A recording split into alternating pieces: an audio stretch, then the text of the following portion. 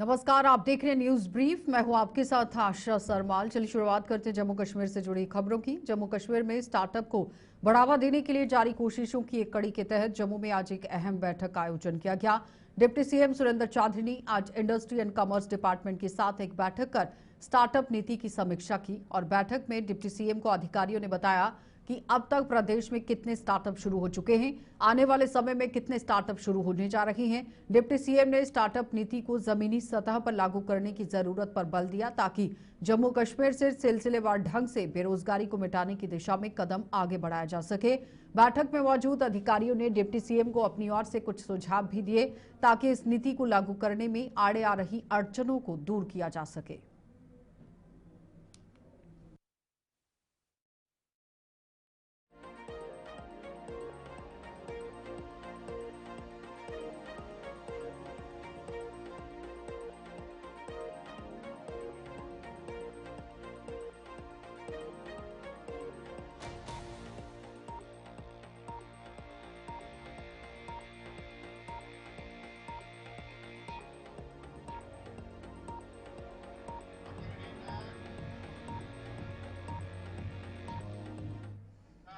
तो भारतीय जनता पार्टी ने विपक्ष के नेता राहुल गांधी के पुंछ दौरे को राजनीति से प्रेरित करार दिया है। भाजपा का कहना है कि राहुल गांधी ने यहां पुंछ में पाकिस्तान द्वारा किए गए हमले को एक हादसा बताया, जिससे ये साबित हो गया कि उनके बयानों से हमेशा पाकिस्तान को ही ताकत पहुंचती है। इस पूरे मामले पर राजौरी से हमारे संवाददाता जमशेद मलिक ने भाजपा के प्रदेश महासचिव विनोद गुप्ता से खास बातचीत की है। देखिए। मेन अपोजिशन तो कांग्रेस है, राहुल गांधी जी हैं और वो हमेशा वो बात बोलते हैं जिससे पाकिस्तान को ताकत मिले। उनका हमेशा हमने ये देखा है कि कभी भी उन्होंने भारतीय सेनाओं को ताकत मिले, भारतीय सेनाओं के सम्मान में वो कुछ बोले, उससे उनको शायद डर लगता है। अभी हाल ही में पुंछ के दौरे में थे, पुंछ में उन्होंने दौरा किया, कांग्रेस ने उसको बड़ा पॉलिटिकली बनाने की कोशिश की। मैं पूछना चाहता हूँ कि पुंछ के दौरे के अंदर जब वो गए तो उन्होंने कहा ये एक ट्रेजेडी थी, ये एक हादसा था। मैं पूछना चाहता हूं कि आपको ये नहीं लगा कि पाकिस्तान की सेनाओं ने राजौरी पुंछ के सिविलियंस के ऊपर हमला किया? हमारे दो ट्विन नन्हे मुन्ने बच्चे जो है, बहन और भाई जो है 13 साल के, उनके ऊपर भी गोला मारा। मदरसा, मस्जिद, मंदिर, गीता भवन, गुरुद्वारा साहिब, कुछ नहीं बख्शा। राजौरी के अंदर आप देखिए तो किस ढंग की शेलिंग जो है पाकिस्तान ने सिविलियन के ऊपर की, और पाकिस्तान की आर्मी की इस कायराना हरकत के ऊपर राहुल गांधी जी कहते हैं ट्रेजेडी थी। एक शब्द भी पाकिस्तान के खिलाफ राजौरी पुंछ में आकर, राजौरी पुंछ और खासकर पुंछ का उन्होंने दौरा किया और राजौरी आने से कतरा गए, और पुंछ में बैठकर वो इस पाकिस्तान के इस मतलब कायराना हरकत को, जो सिविलियंस के ऊपर उन्होंने हमला किया, उसको वो कहते हैं कि ये ट्रेजेडी थी। केंद्र द्वारा, एमएचए द्वारा एक टीम बनाई गई कि वो सुनील शर्मा जी जो एलओपी हैं, उनकी सरपरस्ती में, उनकी गाइडेंस के ऊपर एमएलएज की एक टीम जो है यहाँ पर आई और उन्होंने जो रिलीफ रिहेबिलिटेशन पैकेज मिलना चाहिए उसकी रिकमेंडेशन एमएचए में कर दी है। उसके बाद माननीय अपने एलजी मनोज सिन्हा साहब यहाँ पर आए, नौकरियों के लिए वो बोलकर यहाँ पर चले गए। ये ठीक है कि पॉलिटिकली कुछ लोग इसका एक मुद्दा बनाने की कोशिश कर रहे हैं। मेरा इतना ही कहना है कि यहाँ राजनीति करने का समय नहीं है हमारे पास।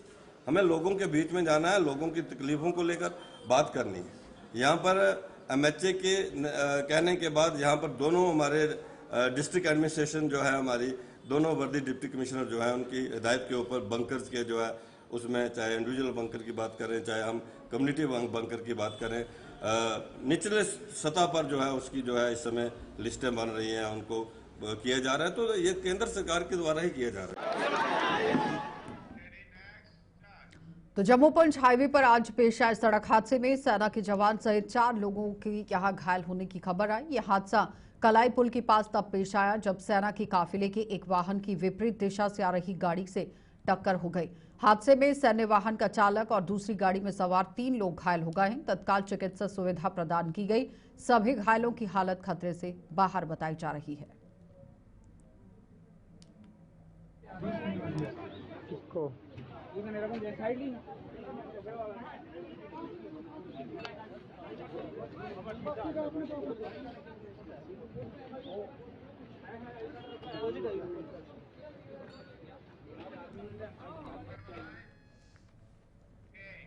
अमरनाथ यात्रा शुरू होने के साथ ही जम्मू और श्रीनगर शहरों में जुलाई माह से 100 अतिरिक्त यहां ई बसें चलने लगेंगी। और बताते चलें कि लगातार जिस तरह से ई बसेस की ये मांग रखी गई थी, इसमें अब ये बसें शुरू होने से जहां इन दोनों शहरों में लोगों को आवाजाही में लाभ मिलेगा, वहीं अमरनाथ श्रद्धालुओं को भी इसकी सुविधा मिल पाएगी। केंद्र सरकार को इनकी वापसी के लिए भी आप देखिए किस तरह से कहा गया था, लेकिन फिलहाल बताते चलें कि लगातार इन बसों के भेजे जाने के बाद आगे का जो लाभ वाली जो प्रक्रिया है वो भी पूरी होगी, क्योंकि एक बड़ा दावा पेश किया गया था कि आम जनता को लाभ दिया जाएगा। तो इन बसों के लिए भेजे गए प्रस्तावों को हरी झंडी मिलने के बाद इन बसों को खरीदने की प्रक्रिया शुरू हो चुकी है। जून महीने के अंत तक ये बसें जम्मू और श्रीनगर शहरों में पहुंच जाएंगी और जुलाई माह से ये बसें सड़कों पर दौड़ने लगेगी।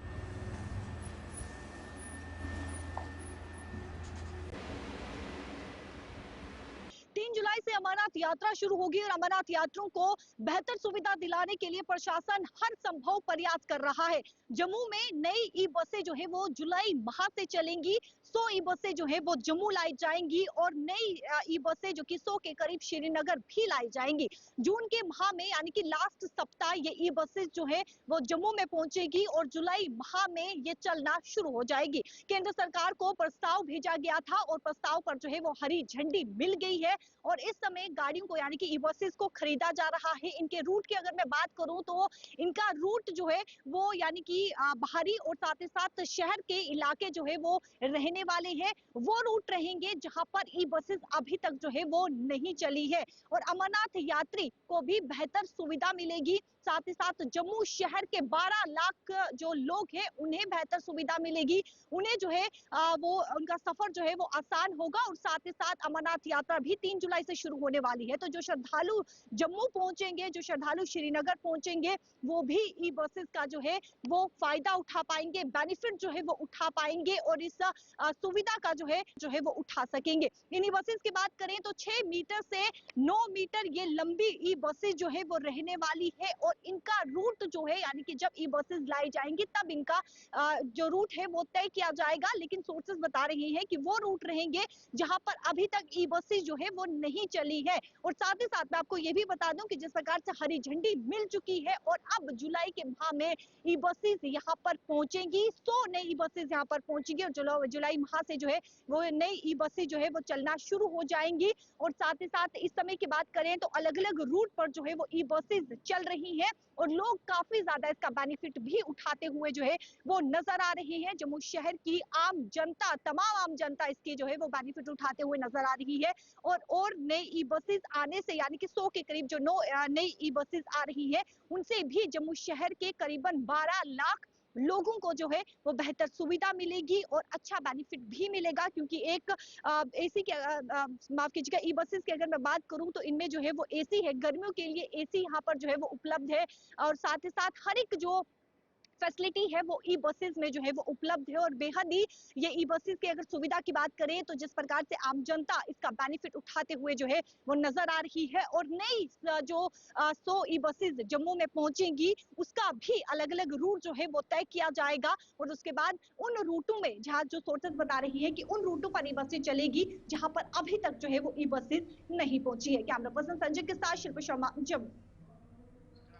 बिहार में इस साल अक्टूबर महीने में होने वाले विधानसभा चुनावों की चर्चा जम्मू कश्मीर में भी होने लगी है। जम्मू कश्मीर में यहां बसे हुए बिहार के प्रवासियों की विधानसभा चुनावों में भागीदारी सुनिश्चित करने के लिए मुहिम शुरू कर दी गई है।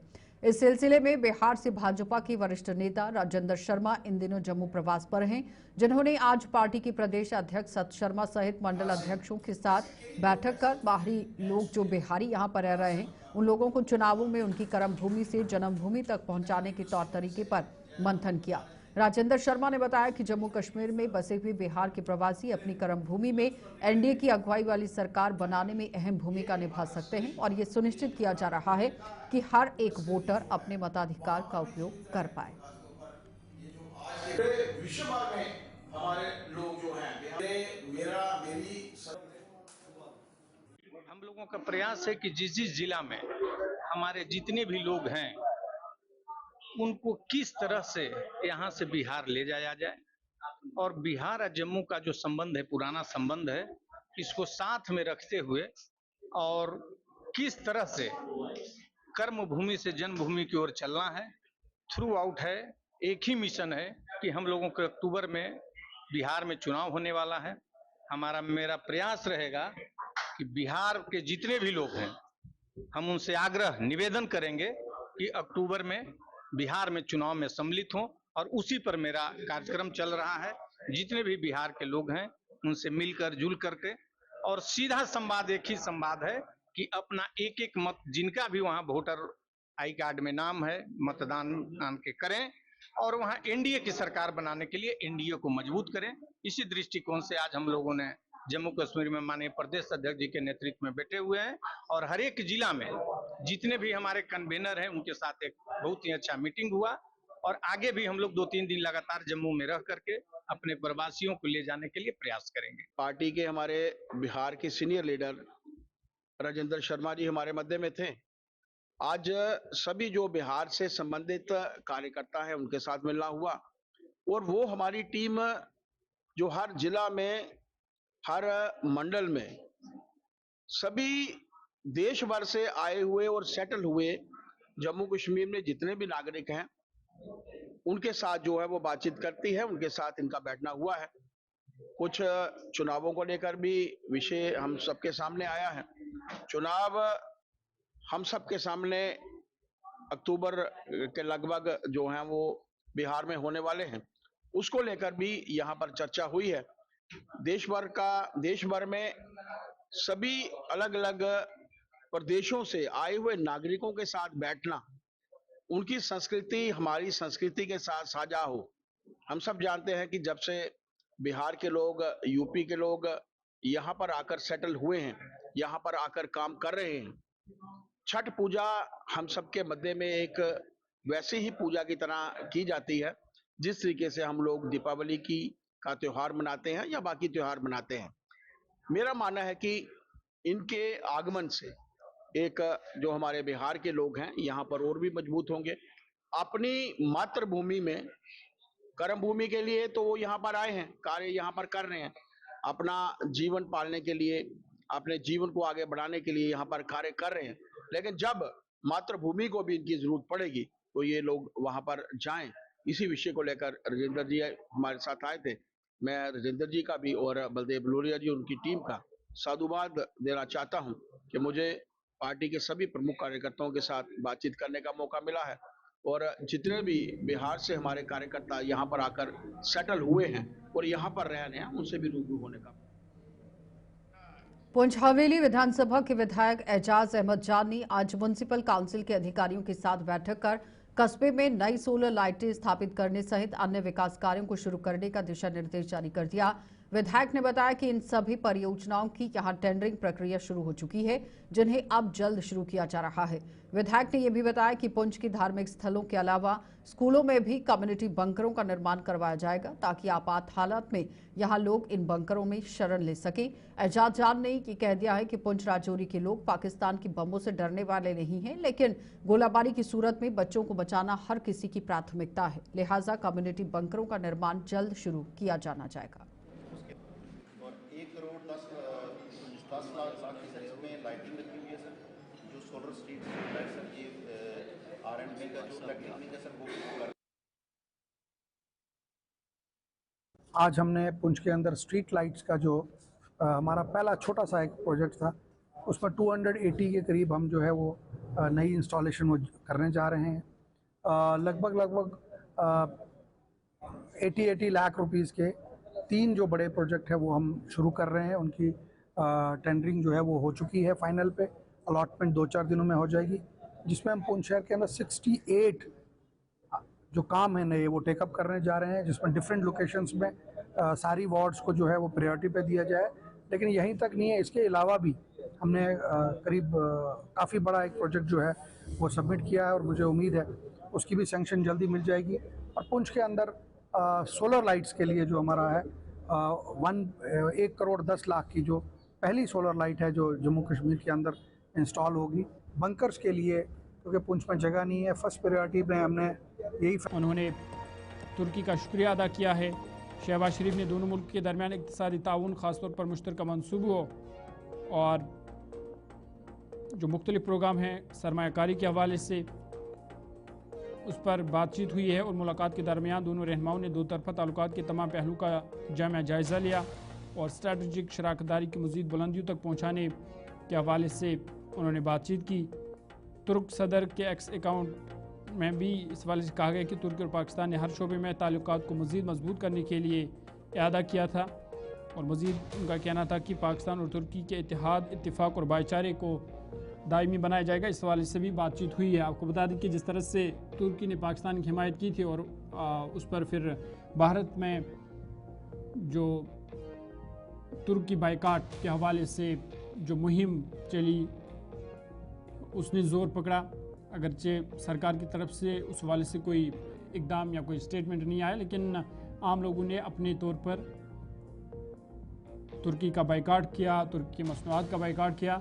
लेकिन इस दरमियान ये अहम पेशरफ्त हुई है जहां वज़ीर-ए-आज़म पाकिस्तान के वो इस्तांबुल पहुंचे हैं, जहां उन्होंने तुर्क सदर रजब तय्यब अर्दोगान से मुलाकात की और उनका शुक्रिया भी अदा किया। और इस मुलाकात की अहम बात ये थी कि जो पाकिस्तान के आर्मी चीफ आसिम मुनीर है वो भी शहबाज शरीफ के हमरा मौजूद थे।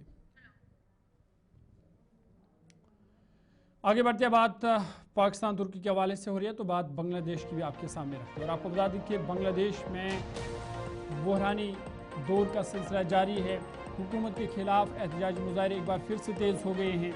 जो अबूरी सरबरा बांग्लादेश के यूनुस, उन्होंने कहा कि जंग जैसे हालात इस वक्त हो चुके हैं और कहत जैसे हालात भी इस वक्त बांग्लादेश पर मंडला रहे हैं। लगातार जो लोगों में नाराज़गी जो थी हुकूमत के ख़िलाफ़ उसमें शिद्दत पाई जा रही है और बांग्लादेश में हालात कशीदा बने हुए हैं। मोहम्मद यूनुस जो कि अबूरी सरबरा वहाँ के हैं, उनकी क़यादत वाली अबूरी हुकूमत की पॉलिसियों के ख़िलाफ़ इंतज़ामी और तजारती शोबों में मुजाहरे हो रहे हैं। ढाका शहर में बेचैनी की हालत है और लोगों को किसी अनहोनी का अंदेशा है। तजारती तबका भी परेशान है और उनके मुताबिक ताजरों को इसी तरह मारा जा रहा है, हिरासा किया जा रहा है जैसे कि 1971 के मक्ती संग्राम में दानश्वरों को मारा गया था।